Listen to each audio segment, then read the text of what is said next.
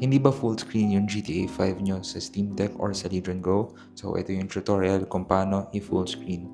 So i-play na natin. So fast forward na natin to guys. Makikita nyo guys, ang kapal ng border sa gilid. So makikita nyo yan, yung mga black lines.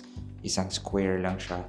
Para sa Legion Go naman, yung iba naka-windowed or nakaganto din. So depende yun eh. So ang gagawin lang natin guys, click lang natin yung start button. Ito, nasa upper right.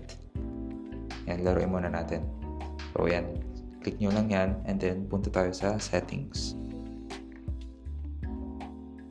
And guys, pag lumabas to, click nyo lang yung yes. Pero make sure nyo muna nabasahin bago kayo mag-decide. Pero yan, click ko dito, letter A for yes. After nun, scroll down tayo pababa. Click nyo yung graphics.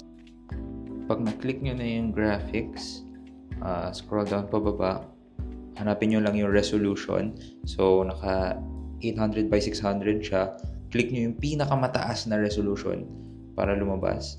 Tapos, make sure na naka 60 or 90 refresh rate. Tapos, kung naka-windowed, make sure nyo na full screen. Tapos, restart now para mag-take effect yung mga binago natin.